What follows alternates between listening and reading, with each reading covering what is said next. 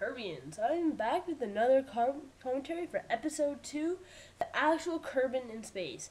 I should have said that during the first one that this was actually not the legitimate one, but this one is the legitimate one. So basically, I started off with a design that I had tried a long time ago that seemed to work with just mainly a lot of solid rocket boosters, the really big ones. And then I just started adding some structural stuff in that, just so I had some stuff, some stability. And I'm still using MechJeb. I still have RCS. I have solar panels. I don't have any extra batteries.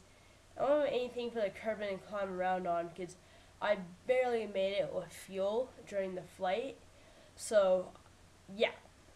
So now I'm just doing basic stuff of staging and making sure everything's going to work in that. And of course my dad's like, "Oh, why are you grunting in that?" It's like, "Oh, I wonder why. I'm just realized I forgot to put my fins on in that." So here I'm again. Hopefully we're going to do this flight good. I think this is the one where I actually go for the full flight. We'll see in a minute here. And I just wait for a minute just to help reduce lag and ignition. So now I'm just kind of flying up, watching my fuel burn. I'm careful with my timing in that because I don't want to accidentally let it too early, but I don't want it to leave it too late. Otherwise, you kind of screw yourself over on that one. But also, I just might fart. False. Yeah. So I'm basically getting up to speed. This thing actually is a great rocket for beginners for both control. Like the original one, I didn't even have MechJeb on it, and I just flew it up into orbit. I recommend actually getting the free version first when you just to understand it and all. Then get this. Guess it may be slower and glitchier, but it's actually a lot easier to understand. And then when you're ready, like if you can get a rocket into orbit. I was trying to go to the MUN, but before I got the full version, and now I had the full version. So yeah.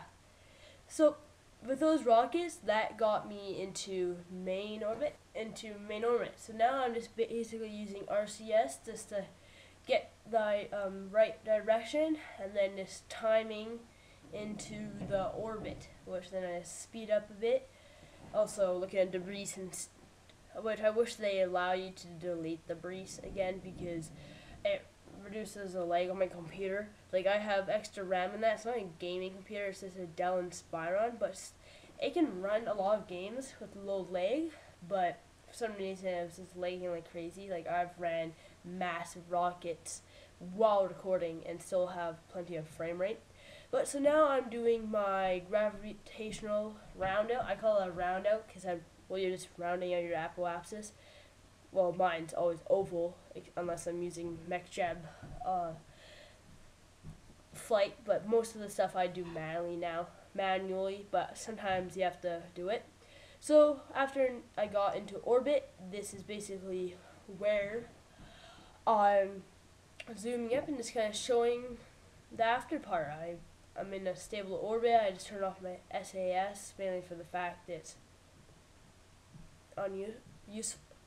unuseful, and yeah, so I just get flying around on the RCS. God, the Gondard ship wouldn't stop moving for me, and it was driving me insane because it's doing circles, and I didn't run out of fuel.